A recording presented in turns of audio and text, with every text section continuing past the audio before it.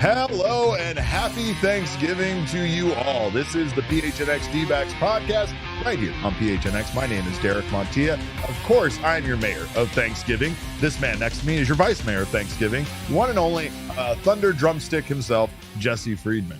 Jesse, happy Thanksgiving to you, sir. Happy Thanksgiving to you as well. I hope you have a wonderful day with your family. I hope everybody out there has a wonderful day with your families. That's what this is all about. Should you be cooking right now, Derek? We probably should be cooking right now. Well, I should I'm be not cooking. saying we. Yeah, we. Right, you're the dad in your household. Clearly, that's your responsibility. I told you we abandoned turkey this year in my household. We went to ribs, and ribs. Slow cooking. They're easy to take care of. I'm going to throw them on the grill right before we eat them. It's going to be fine. It's going to be great. It's a big upgrade there. It really is. Upgrade. It really is. And let me tell you, because ham is also popular during this time of the year. Yes. Ribs are inexplicably cheap. So hey, go get some of that meat. Like, don't let anybody tell you what you need to have as a main dish on Thanksgiving. You are the master of your own domain. I mean, I will tell you that it shouldn't be turkey. That's just my. That's what he says. Personal. See, I'm not going to shame you for turkey. I will shame you for ham, though. I hate ham, and I don't want ham. So don't bring ham over to my house. But I like ham. Yeah, see, this is where we disagree. Ham is better than turkey. Everyone knows this, Derek. God damn it. We were supposed to be friendly with each other, and here we're less than 5 minutes in, and I hate you, and I think you're wrong. But I will say that there's some things I don't hate when it comes to taking a look at the Arizona Diamondbacks' future. We know yesterday that they secured the big trade to bring Eugenio Suarez. Eugenio Suarez. Whatever, you guys with your ridiculous pronunciation. That's like, but anyway. it's like Dr. Neil L. Trash for me the other day. But, of course, the Diamondbacks did secure a big piece of their I guess, short-term future. But looking at their long-term future is fairly interesting. Baseball America put out a projected lineup for the Arizona Diamondbacks 2027 starting lineup. I think we have a look at this. That I like this, Jesse. There's some things I like here, and then there's one thing I don't, and I will jump over this table and fight you over. As you can see here, we have at catcher Gabriel Moreno.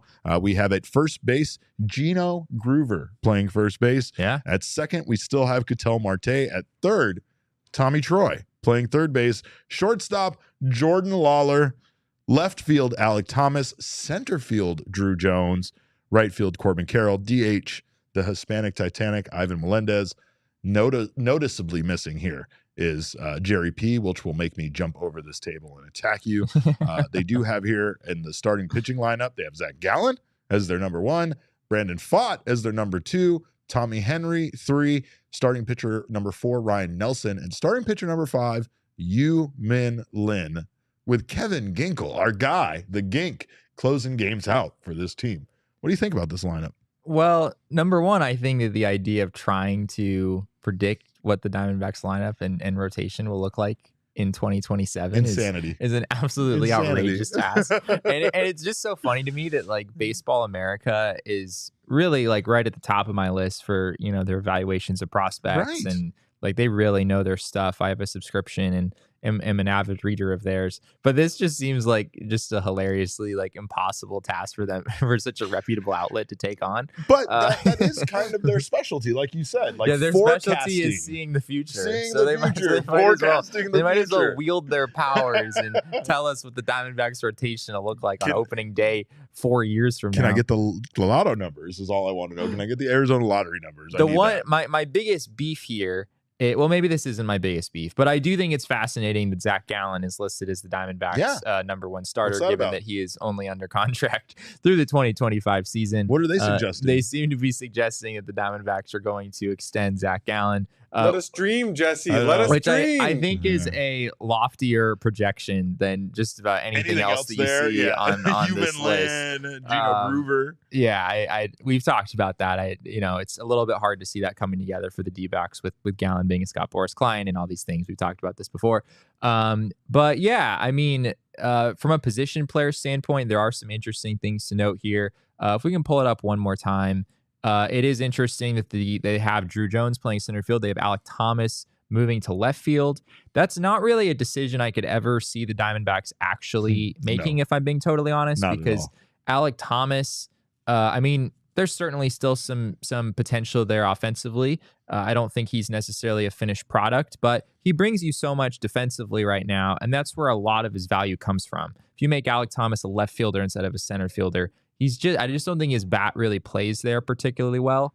I think you'd be more likely to move Drew Jones, a guy who theoretically there's a long way to go, but a guy whose bat really could play in a corner outfield spot someday.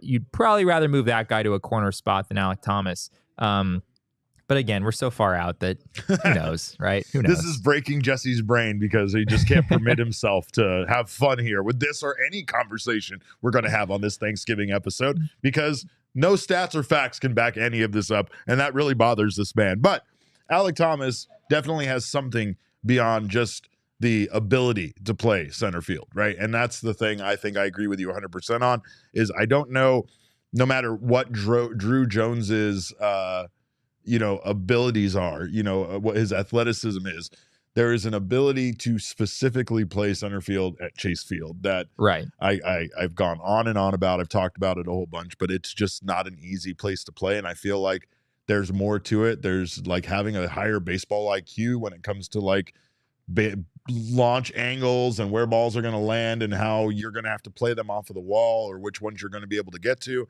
And Alek just does that so well that, much like what you were saying, I have a hard time seeing him playing anywhere other than center field, no matter how good Drew Jones is in the outfield. Yeah, I mean, at the same time, I do think, technically just going off of scouting reports, I think Drew Jones projects as a better center fielder than Alek Thomas. That's crazy. Which is crazy to think about. I mean, people seem to think that you could put Drew Jones in center field at Chase Field right now, and he would probably like hold his own pretty well.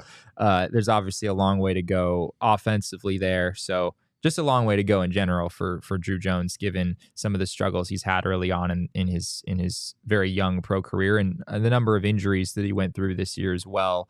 But at this point, it seems like there's still some optimism that he can figure things out in the long term. And, he just spent so much time on the injured list this season, and it was just kind of one thing right after another for him. Numbers at the end of the year do not exactly inspire you. But there's a lot of time. He's still super young. So, we'll see what comes of that. I do think it's interesting, switching over to the starting rotation.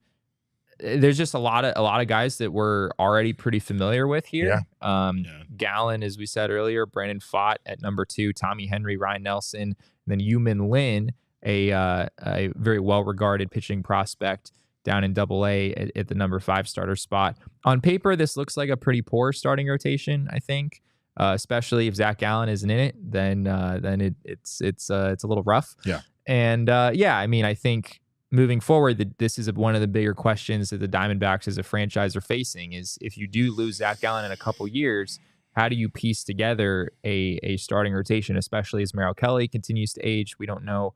He might really get paid a decent amount of money after his deal ends in 2025 as well. So there's a lot of unknowns here moving forward, and this list of arms doesn't exactly look like a top-tier starting rotation. To be fair, though, Baseball America does have to project this lineup out with players that are currently in their system because, like you said, if it's an impossible feat to try to guess this based on who's projected within their system to be part of their starting lineup, how in the world could you even begin to factor in free agents and trades and things like that? They factored in Gallen, didn't they?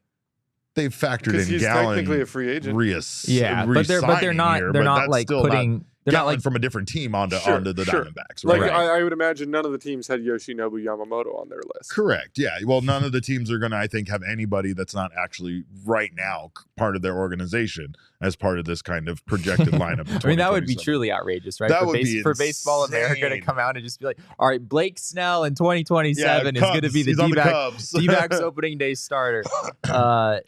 Gino Groover is an interesting prospect. We have him here at first base. Baseball America also just came out with their updated Diamondbacks top 10 prospects list. Nick Picoro from the Arizona Republic does that for them, does a great job. Gino Groover is interesting. He came out and really had a solid introduction to pro ball, a guy who just really seems to have a feel for a feel to hit, and the potential to maybe tap into some power as well.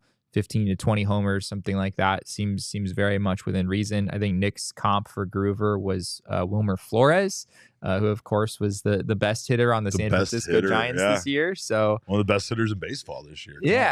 I think Groover has potential to be, kind of a fast riser through the system. Be interesting if he's able to play third base instead of first. I think that's sort of where the D-backs would maybe like to see him wind up, but there's not a ton of mobility there, it doesn't seem like. So if he winds up at first when it's all said and done, that wouldn't totally shock me. Elite name. And then let's just talk about Gino Groover? Name lineup. Yeah. In general. Oh, yeah. You're absolutely right. Gino Groover, Tommy Troy, Jordan Lawler, Corbin Carroll, Drew Jones. Come on. From top to bottom. Gabby Moreno, Ketel Marte. There's not Alek Thomas is your weakest name in that lineup. That is a pretty dull name. It's your weakest name in there. And that's our young king. Sorry, Alec, if you're watching this. Yeah, no. You are, of course. I think he would Alek Thomas. He would own up to that, right? Yeah. Like Alec, I guess it's better than his long lost cousin Alex Thomas, aka the guy that he is mistaken for very frequently. All the time. There are people who ask questions too about Alex Thomas, like to Tori Lavella or whatnot, over and over again. But I don't think he actually has a cousin named Alex. Maybe he does. I can't confirm or deny that. We did celebrate our Young Kings 30-day anniversary of when the Alek Thomas game occurred. But this is true. I believe, if my math is correct, that this Saturday, I believe, would be when Alek Thomas officially declared Citizens Bank Park property of the Arizona Diamondbacks. Is that how that would work out? Well, so that was 2 days ago, right? That we did that? Yeah. So that was Monday. So they would have they would have lost Tuesday, traveled to Philly Wednesday, and then won Game 6 Thursday, Game 7 Friday. So tomorrow, tomorrow would be Black Friday. Yeah, would be also known as the 1 month anniversary of Citizens Bank Park being owned by the Arizona Diamondbacks. Most importantly, His Highness Sir Alek Thomas. There you go. See, and that's why that's why he's been the young king this whole time, is because Sir Alec, much like Sir Alec Guinness, sounds correct, and it's Sir Alek Thomas. Maybe now you can remember it that way. It's not Alex. God. But, of course, shout out to Baseball America for doing their best to see into the future, because that's always a murky situation at best. But we'll tell you, when it comes to your future, especially your financial future, one place you can trust is Desert Financial Credit Union. They have been doing it here in the Valley for over 84 years. They have been Arizona's largest, most trusted local credit union. And of course, I've said this before, but they started me on my home ownership journey, and they can start you on yours as well. You can look to Desert Financial for checking and savings accounts, mortgages, loans, credit cards, investment options, and more. Join a credit card that's committed to giving back to their community and sharing success with their members, as well as making sure that your financial future, they have your financial future in mind with their team of financial experts who are committed to their members and, once again, the community. When you open a free checking account online, get $200 in bonuses. Get started by visiting desertfinancial.com/200 today to start with Desert Financial. And I'll tell you, it's a great time with all this money we're all spending around the holiday season to get some free money. Of course, $200. Free $200. Another great way to spend this holiday season with all this hectic running around. Stop by our friends at Burrito Express. Fill yourself up, especially in the morning, because those breakfast burritos are undefeated. They have multiple Valley locations, but of course, that homies in Tempe are the OG location. So make sure to stop by, get yourself a burrito. They do some wonderful things for not only the ASU community, but for community all around the Valley. So, of course, we always thank them for feeding us and filling our bellies. grab a burrito and follow Burrito Express on Twitter at BurritoEXP right now. Of course, we thank you guys for being here in the PHNX Sports YouTube channel. Again, happy Thanksgiving to you all. Of course, if you haven't subscribed to the channel yet, do so now. Of course, leave us a like, drop us a like Gabby would say. Make sure you are signed up for notifications. That way you don't miss when any of our shows go live. Also, if you're listening on the audio podcasting side, please leave us a review. 5-star reviews will always help us fulfill all of our holiday wishes. Of course, also make sure you're subscribed there as well. We have a lot to be thankful for. And I know me and this guy specifically have a lot to be thankful for, but I know Diamondbacks fans have plenty to be thankful for in 2023, right? I mean, yeah. What a season 2023 ended up being for this franchise, for this city, for all of us, right? I mean, of course, we have to be thankful for that run in the playoffs. That was one of the most exciting things I've ever experienced in my entire life. Yeah. I mean, I was around for the 2001 World Series, but my life wasn't exactly completely revolving around this baseball team. You were rooting for the Yankees, no? No. Admit it. No. Remember? How much do you remember, Jesse? I went into that series thinking that it was a win-win situation for me, and then I very quickly, much like most people in the world, became a Yankees hater during that series. But you have to forgive me. Yeah, I got really mad at them. Like, I really got angry with them because if you watched that series, you knew that, like, it felt like at one point the Diamondbacks were just going to steamroll the Yankees. It felt like it was going to be a sweep. And it still felt like it was going to be that, even though they kept giving up games late in late innings. But this run, this bringing this community together with everybody that we've met, all the friends we've made this year, this was an incredible year. But the run in the playoffs specifically was amazing, just absolutely amazing. Yeah, I mean, where do you start with how great 2023 was? Good year to be a Diamondbacks fan. Start with Gabriel Moreno. Start with Lourdes Gurriel Jr. Start with my hair getting turned purple and me getting declared the mayor of Phoenix, Jesse. I think that's the memory. That's the memory that I think I'm most thankful for. No, it really struck me when we tweeted out that clip of Alek Thomas that you mentioned earlier. Yeah.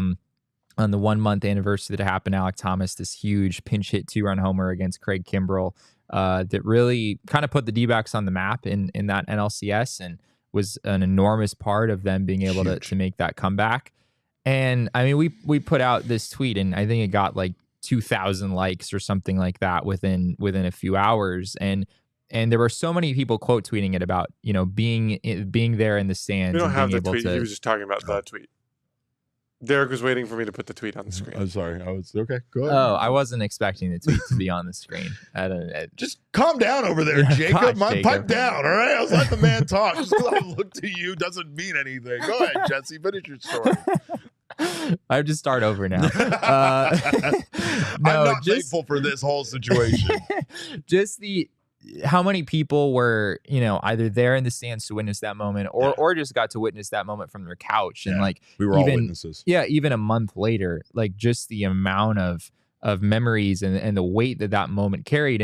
And that moment, as big as it was for the D-backs in that NLCS, was still just almost a footnote in their postseason run as a whole. Like there were so many different moments like that throughout the playoff run that allowed them to go as deep as they did.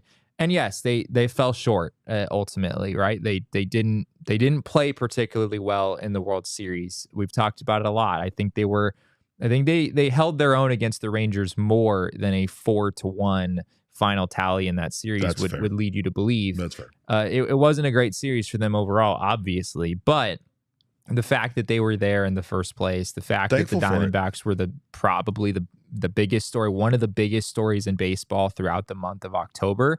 I mean, these are things that, when we started doing this a couple years ago, we're not even remotely, I think, we would have been maybe pleasantly surprised to see the Diamondbacks make the playoffs within the next couple years after we launched this show a couple years ago. And to see them go this far, this early, I mean, the Diamondbacks were one of the best stories in baseball in 2023. And there's really no other way to say it than that for me. When we talk about how thankful Diamondbacks fans should be for the playoff run and how deep it went, right? There was a time where I said that the Diamondbacks were going to make the playoffs early on in the season, that Danielle said they were going to make the playoffs early on in the season, that it was laughable. I mean, I believe everybody on set kind of laughed at Danielle saying it. I'm sure Jesse said I was a madman for even, slightly believing it, but we knew that this team was going to be capable of achieving somewhere near the win total, but we questioned who else wouldn't be there, and we questioned how they would really do it. And to be honest, they fell right in the range of the win total we thought they would be around. Yeah, it's not like the D-backs won 95 games. Yeah, we said,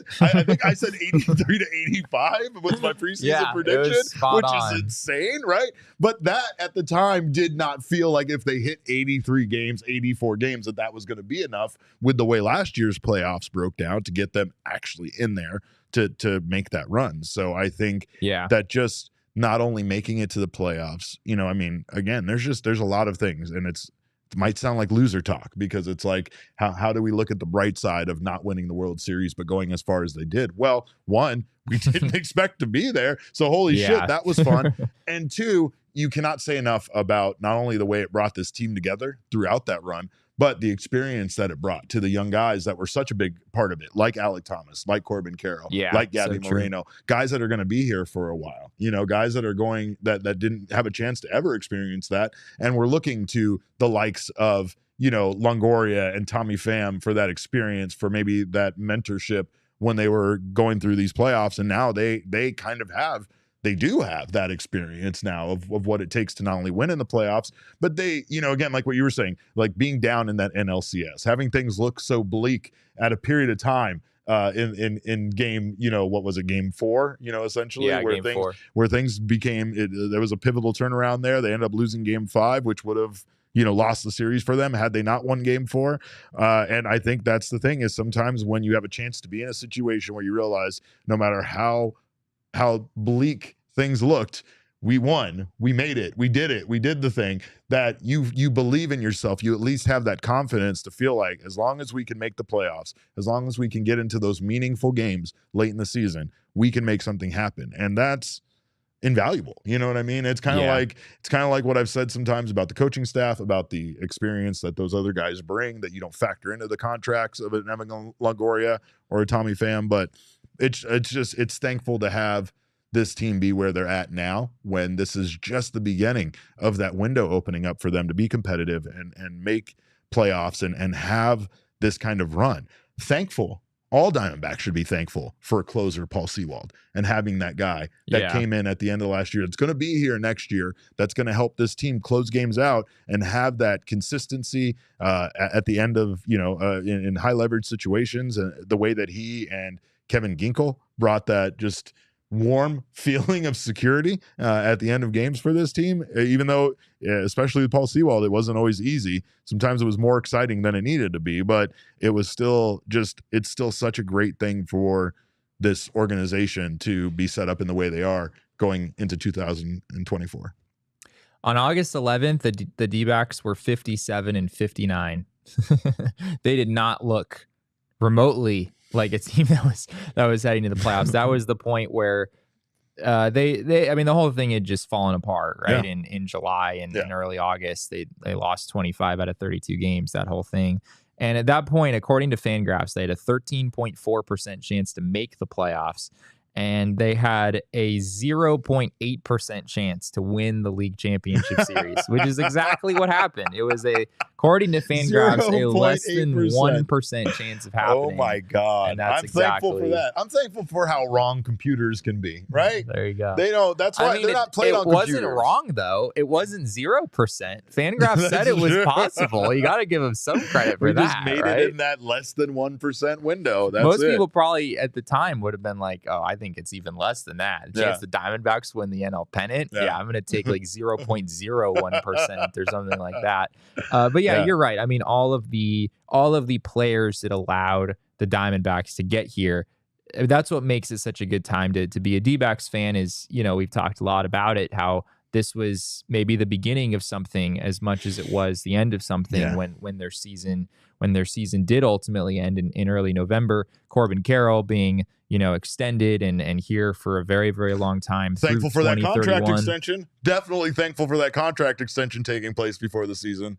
That was my newsletter topic yesterday, was just looking back on that extension and how, Mike Hazen talked at the GM meetings about how he's already pretty happy that the D-backs did that. And he already feels that the team is reaping the rewards of that. Just knowing the fan base, knowing that Corbin Carroll is going to be a Diamondback for a long time. He is under team control through 2031 instead of 2028 as a result of that deal.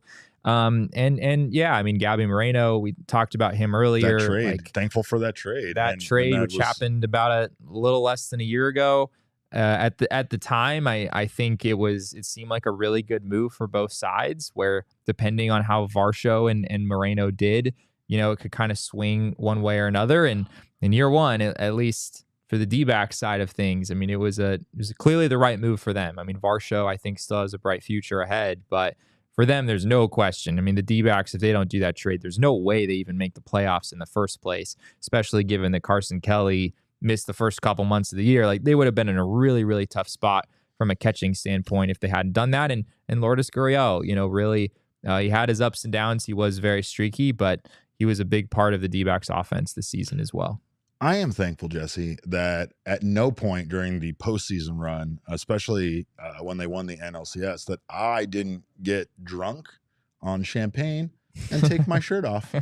I'm thankful for that. Yeah, well, I hate to break it to you, Derek, but I'm pretty sure that's exactly what happened. Oh, that did happen. Oh no, oh no. Did my mom see it, Jesse? I just need to know if my mom see it. I hope my mom didn't see that. God, yeah. There's a lot. Do we have a screenshot of that? No, we do not have a screenshot of that. We absolutely do not have a screenshot of it. No.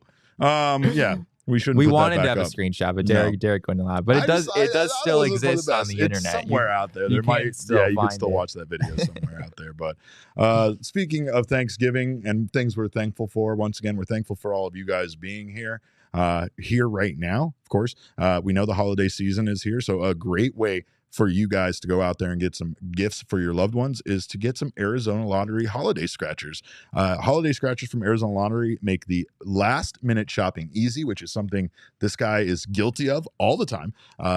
He needs ideas. So this is a good time for us to share these ideas with Jesse. They're a perfect gift though. Let's be honest. It's a little dangerous for me though, because that's a pretty easy out right there. That's so easy for you. Like, there's a Circle K right by your house. You can go get them there. I'm still going to be pacing around the Scottsdale Mall at 4 p.m. on Christmas Eve. I think you love it. I think it's because you love it. Yeah, that is a great backup plan for sure. Scratchers. Off season. Just go buy your gifts early. Don't start. You cannot reason with this man when it comes to buying gifts early, especially when holiday scratchers make it so easy for him, Jacob. It's ridiculous. So now Jesse has no reason to even try to shop before Christmas Eve. He'll be out there getting holiday scratchers for everybody on his list, and you can too. Let's be honest. Sometimes it's a great gift. That's the best part about it. It's not a bad gift. You're not stopping and getting, the like what is it, like the drugstore like knockoff toys, the ones that look like they're from Encanto but they're like from Discanto or something like that, right? Like, don't get those. Go get holiday scratchers for everybody on your list. You can win up to $500,000, and we talked about it yesterday, but if I get you a scratcher and you win $500,000, you have to break me off some. So most Christmas gifts don't have the potential to pay pay back out to you that you got them the gift. Come on. Like, if I give my brother a wallet, there's nothing in it. It's not. If he puts 40 in there, he's not giving you 10 because you gave him a place for him to put his money, right? So go out and buy your holiday scratchers today. Of course, another great gift this holiday season is Shady Rays. It's gear built to last, premium polarized sunglasses. Everybody that lives in Arizona should have a premium pair of sunglasses, and Shady Rays does so without the premium cost that some other companies charge you. They also have an insane lost and broken replacement plan that says even if you lose your Shady Rays on day one, they will replace them for you, no questions asked. Even if they're a gift, the person you gave them to, they just have to contact whoever bought them and say, I broke them. I'm sorry, I broke them. Sat on them. Can you get me a new pair? Say less, fam. You'll probably shame them more than Shady Rays will shame you. Remember that, because they do not do that. They will allow you to exchange your sunglasses for a new pair or return them for free within 30 days. There's no risk at all when you shop, either online at shadyrays.com or at their location at Kierland Commons here in town.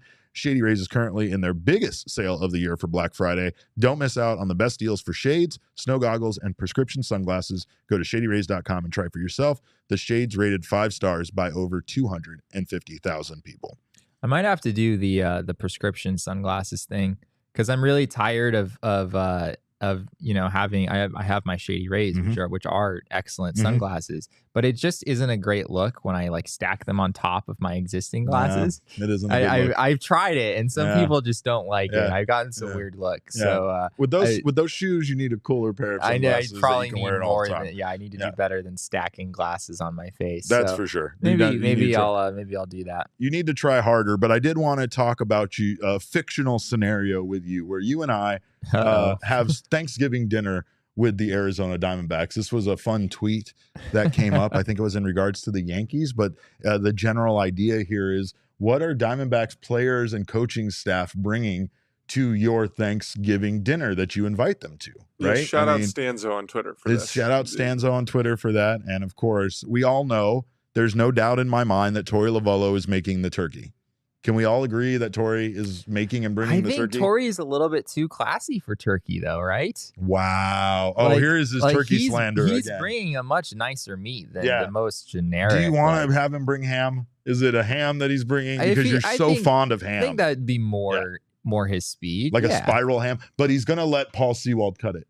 Yeah, right? I could definitely. Yeah, it's the dads. Yeah, the dads are getting together. The dads, for sure. They're going to do that thing where they hang out in the backyard by the barbecue, even though nothing's actually on the grill. With just drinking beers. Just drinking beers, just talking. Yep. Yeah, just chopping it up. But no, in regards to Thanksgiving, it's definitely the turkey. I'm with Derek. It's the turkey. It's the turkey. It's the turkey. Is he frying the turkey or is he smoking he's definitely doing something extra. He strikes me as a... he brined it. Like what? He brined it and then cooked it, and then he's going to tell you everything he did to it. He's going to tell you how he like put freshly cut like garlic underneath the skin everywhere, and he did all this stuff. Maybe if it's an especially elaborate. No, but see, here's the thing: Jesse is going to eat a slice of it, no matter how much work he put into it, and still be disappointed because it's just turkey. Probably. I still don't think brine is a word. I swear to God, it's a process. Sous videing is also a process. But okay, but we need to move on to like the younger guys, right? So you and I had a disagreement about Corbin Carroll. Because I think he's bringing the green bean casserole with the onions on top. It's easy. It's traditional. He's going to put more work in than the other young guys himself, 23-year-old guys like Alec Thomas and Gabby. Casserole is just like, it's kind of a dish for, I don't know. I feel like an older individual would make a casserole. Like you don't go to like the house of somebody who's in their early 20s and they're making you a casserole for dinner. Corbin respects tradition. He's going to respect the game. I almost said, have you met Corbin Carroll? But he's met Corbin Carroll, and his personality strikes me as somebody that's just going to make like a solid side dish. Yeah, Corbin Carroll is a bit of a self-declared foodie. He was on Foul Territory yesterday, and he talked about how he has I think he has like a map on his phone with all of the best places to eat on the road. And he talked about how he wanted to assemble like a list of great food places for young players. So like I can help with that. We can get together and do this. All I'm saying is I don't think you're going to see like a whole bunch of casserole places on the list. I think Corbin's a little bit classier than that. Slandering green bean casserole is wild. ridiculous. I actually really like green bean casserole. But you're right. When you phrase it that way, it does seem disrespectful. Respect the Pilgrims. But I will say that Corbin is a big sushi guy, and he did talk up a particular sushi place, like a hole-in-the-wall place, I think in San Francisco. I don't remember the name of it. But I feel like Corbin would maybe find some great sushi just to rock bring the to boat. The gathering. So you're saying Corbin Thanksgiving for this team is just going to be just non-Thanksgiving foods. He doesn't get it. Like, we're making them make something, and you're just having them stop and pick up sushi on the way to Thanksgiving? But they're just, I don't know. I feel Corbin Carroll respects tradition more than to do that. If he's a foodie, he's bringing some elevated form of sweet potatoes where the marshmallow on top isn't marshmallow. It's like marshmallow foam. I was going to go Gabby is the sweet potato casserole. Were you? Yeah. See, Alec is bringing plastic cups, right? Can we all agree? Alec is bringing the cup and the minimum. And I don't know. There's been so much Alec Thomas slander in this show. I didn't First feel like we were saying doing he has that. like the most boring name on the team. Now we're saying he's going to bring plastic cups to Thanksgiving. I just feel like he's the kind of guy that like he wants to contribute, but he's definitely not cooking something. Right? So it's either the rolls which will still need to be heated up by somebody else at our house, or the plastic cups and cutlery and whatnot, right? That seems fair for the young guy. What about like maybe like a vegetable tray? Is that a little bit? Ooh, like a snack platter. Yeah, like a snack platter for like pre-gaming a little bit. That. Okay, does that give him a little bit more credit? Yeah, he stopped at like Sprouts or something the day before. Right. Yeah. What do you got? Well, I was gonna go a different direction here. You mentioned rolls. Yes. It's got to be the new guy. He doesn't know anybody on the team. Eugenio Suarez is going to bring the rolls because it is something everybody will eat. It is kind of last minute. Yet, he just got invited to the party, right? He was like, shit, I got to bring something. Yeah, maybe he's the Cups guy. I don't know. And we're letting him have a pass on that because we know we just invited him, right? You're not expecting someone you invited last night to Thanksgiving dinner today to actually make something, right? That would be insane. But I feel like the true last ditch effort, like if you're attending some sort of Thanksgiving gathering or Friendsgiving gathering, is you just go to the supermarket and you buy a pie. You just buy like a pre-made pie. That's also good. Because we need dessert. It's also good. And not everyone's got time to Jerry is do the whole homemade thing. Jerry is bringing the homemade pie. Right. Jerry is bringing the homemade pie. Yeah. There's nobody on this team that would make homemade pie better than Jerry. And here's the thing is, you're going to think his mom made it or something like that. And then you're going to find out that he slaved for 6 hours the day before making the crust from scratch, like out of flour. One thing Geraldo Perdomo has crackers. Is the intangibles. He does have the intangibles. All the intangibles. He does the little things that you don't see. That's why he would put all of that love and work into it. He is the homemade pie. He's like, he wore an apron while making it and got a little bit of like flour Chef on his Jerry. nose. Yeah, Chef Jerry P. Excellent leadership qualities there. It makes sense. Christian Walker's bringing the alcohol, right? Like he's bringing bourbon for sure. An excessive amount of the hard liquor. So here's where this gets interesting because Jesse mentioned that Tori would have something other than turkey. No, I think Tori's going traditional. I think Christian Walker is showing up with prime rib. Yeah, I'm pretty on board with that too. That was first of all, it's red meat, which we know that's Christian Walker's majority of his diet, right? Like it's just straight raw red meat. But yes, prime rib. He's going to want to like kind of class it up, just like he does with the bourbon, right? People are drinking Coors Lights in the clubhouse, and he's like, hold my whistle pig, basically is what he's saying. He's like, hold my beer, but it's a fancy whiskey. Anyway, but yeah, no, like of course, yeah, like that's why, that's absolutely what he would do. I still think he's going to bring an excessive amount of alcohol. Like he stopped at Bevmo on the way home or on the way there and got like the full. Oh, there was a coupon for spend $75. He bought $75 worth of liquor to get like the $10 off. He's the beer and liquor. Yeah, for sure. Gallon is showing up with the wine. Gallon is showing up with the wine. I do think that's pretty. It's going to be an expensive bottle of wine, isn't it? Like high class, but one. Like he wouldn't have thought to bring for this classic sweater over the collared shirt. Yeah. Got his glasses. He's not bringing $2 Chuck from Trader Joe's, right? He's actually bringing a good. It'd be a nice bottle. Yeah. You think it's the one that they gave Miguel Cabrera in Oakland? There you go. You think it's a white wine or no? It's a red wine. It's a red wine. It's a red wine for sure. Yeah, I think I agree. And its label is completely in a different language. Not a single English word on the label. What else we got? Cattell? Is Cattell showing up on time? Guys, I'll give him the benefit of the doubt. Yeah, I just feel like he has better things to do than come to our party. David Peralta wouldn't have showed up on time, but that's definitely not. Anybody else we missed? Anybody else you got over there on your list? Merrill? What's Merrill bringing, Jesse? I don't know, like a quality. Just a solid quality side mashed dish. Potatoes? Yeah, like you gotta have mashed potatoes. Yeah, he could do mashed potatoes for sure. Mashed potatoes from Merrill and sweet potato casserole from Gabby. Yeah. Mashed potatoes. That is Merrill Kelly, right?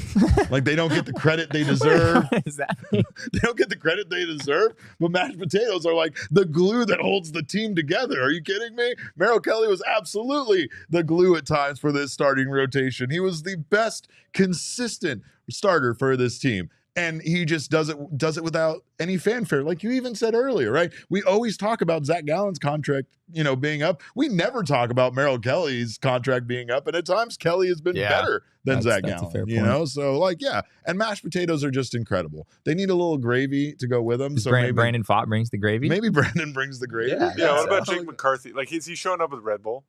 Or like an energy drink. Bull, yeah. Someone is coming up with a copious number of energy drinks. Yeah, Jake McCarthy brings the Red Bull. He definitely brought like whatever the mixers were. Him and Christian Walker had a discussion about what like hard liquors were being brought and what he needed. Yeah, to bring Jake McCarthy's like, gonna bring sodas and be like, yeah.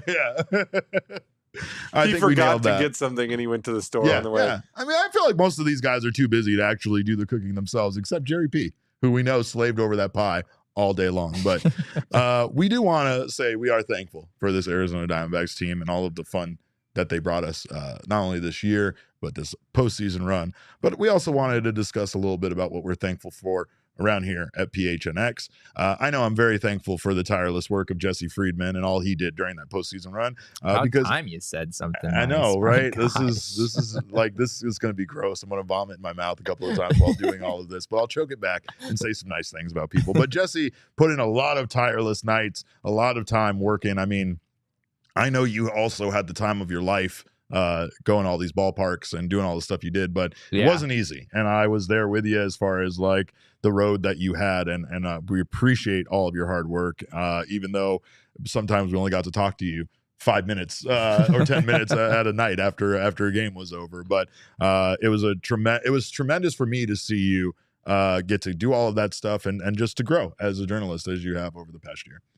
Well, I guess I'm obligated to say that I guess I appreciate you too, but it just feels completely disingenuous now. Gosh. But I'm going to take a hard right turn from that and talk about Patrick Lyons, who was a big part of our D-backs postseason coverage. Cannot say enough about that guy. Yeah, basically left his family and moved to Arizona for a month to help us cover the D-backs postseason run because Sean was off doing his ALLCITY thing, and we were a little bit short on people around here. And Jesse's still getting his mail. Did a great job. Yeah. Patrick did redirect all of his mail to my townhouse, and we're still working out some arrangements there, but. We could say we're thankful for everybody around this office. Can't say enough about Saul and Espo and everything that they have done, not only for us as a company, but just helping this whole thing we do exist. So those guys are tremendous, and they put in so much work to keep things running around here. So can't thank them enough, not to mention the number of shows they do and everything they do. Jacob, our head of production, we thank you a tremendous amount. We're so thankful for Jacob because we have had a lot of personnel changes around here. It hasn't always been easy at times, especially during this playoff run that we went on. So it was just great to have Jacob, being here for us and doing everything that, I think he at one point was rocking his baby to sleep with one hand and cutting videos for us on his phone with the other, or at least with the laptop. Damon Dog, obviously Damon. Just again for all of the hard work that he put in. Woof woof to bark, Damon, bark. The people's producer. But yeah, I mean, honestly, it took a whole team to get all of this stuff up so quickly. Michaela Perkins did just such an excellent job on social media for us, and just everybody around here. We're so thankful for all the new faces: Danielle Cortez, Eric Ruby. Just how our little company here continues to grow and all of the new pieces we've added. But really, for me personally, I'm just thankful for this family here at PHNX, including every single one of you. You guys have made this, honestly, the most enjoyable job I've ever had in my entire life. I just can't imagine doing anything that has brought me as much joy as this. And you guys, the community, the Arizona Diamondbacks community that has created because of our show and because you guys have all decided to come here and stop by and give us your time, has been an incredible community to be a part of. Yeah, it really does blow my mind that, like, wow, some of these people, they tune into our show like every single day. Elizabeth, who lives in New York, listen to us on audio every single day. Got so much to do. Like, New York, wow, if we're as big of like a Diamondbacks fan as I was growing up, I don't know if there was any show I would ever listen to every single day. So some of you amaze me with your willingness to put up with us on a near daily basis. But yeah, I mean, you guys are ultimately what allows us to do what we do. The fact that we're hopefully not just sitting here talking to ourselves every day. It means so much, just the support that we've received. We've grown a lot throughout this year, in particular with the D-backs going on the run that they did. If you're newer to the show, we're excited to get to know you more in the chat a little bit, and hopefully we can get to know you better as the months go on here. I'm thankful that Jesse became one of our local Baseball Writers Association of America heroes here in town. There you go. I'm thankful that I got crowned mayor of the city of Phoenix by Heidi Watney on an episode of Apple TV Plus, whatever they call it Plus Max, Apple TV Pro Max. But it's been so much fun, and we thank you guys again so much for being a part of all of this. You guys built this. We were just a part of it, so we appreciate you in the Discord, all of our diehard members, all of you guys so much. But it feels like a goodbye, like a sign up. We'll be back tomorrow. We'll be back tomorrow at 1:00, and then Monday, what we do. It's Year of the Snake. It's all that stuff, and it's always Monday. It's always mailbag. Jesse's gonna kill mailbag Mondays one of these days, by the way. So you guys need to make sure you do everything to not let this man murder mailbag Mondays. But I'm thankful for everybody here that helps us get this show going and doing what we do. So, but again, we thank you guys so much for stopping by. We appreciate all of our partners too, because our guy Max, who we didn't mention, deserves his flowers as well. He does an incredible job at not only finding new partners for us to work with, but I don't know if you guys have noticed, but I get to talk about weed a lot on this show. And to be honest, it makes it really easy for me to talk about things I love, like weed.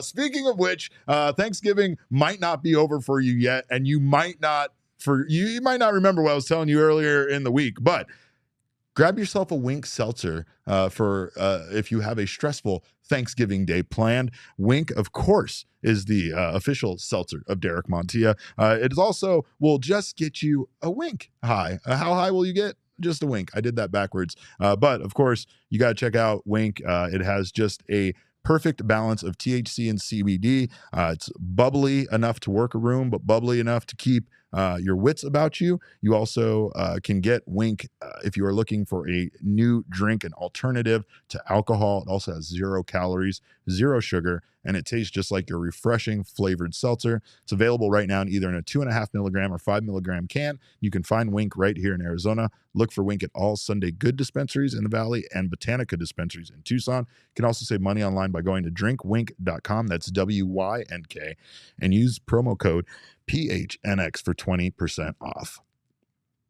And again, after all of this Thanksgiving hecticness, and of course Black Friday, got to make sure to treat yourself, and a great way to do so is with our friends over at Gila River Resorts and Casinos, because nobody does it better. It is an absolutely outstanding place for a staycation, or like I said, if you had family staying in town, maybe you let them stay at your house and you go stay at Gila River Resorts and Casinos. It's a great idea, if you ask me. They offer an authentic and immersive experience. It's all about entertainment. They have unprecedented levels of entertainment and excitement you won't find anywhere else. They have a state-of-the-art gaming floor with over 800 slot machines. And again, of course, I'm big Lotus Land fan myself, but you can get the 15 blackjack tables, live gaming tables, and Arizona's largest casino sportsbook. They also have incredible dining, and the pools, it's Arizona. Pools are warm, and you can jump in them any time of the year around here. So belly on up and let them show you what the next level is all about. You do you at Gila River Resorts and Casinos. Visit playatgila.com for more details. Well, Jesse, again, thankful for you as a co-host, thankful for all of you guys out there. I mean it. I'm surly and mean all the time, but I do appreciate all of you guys very much. Shut up, idiot. Anyway, there he is. He's back. He's back, baby. All of that. All right, got all of that gushiness out, you morons. But anyway, we love you guys. We appreciate you so much. Of course, you can follow us on Twitter. I am at @cap_caveman with a K. Jesse is at Jesse N. Friedman. Father Overlord Jacob is at Faj. No, he's not. He's at Jacob _Franklin 4, because he's the 4th best Jacob Franklin in existence. But of course, our show is at PHNX _DBacks, and all roads do lead to at PHNX _sports on Instagram, Twitter, and Facebook. We thank you guys again. We hope you have a wonderful Thanksgiving. We appreciate your time. And remember, kids, baseball is fun, but it's so much more fun when Torey Lovullo lets Paul Sewald cut the ham. We all silly like the mayor.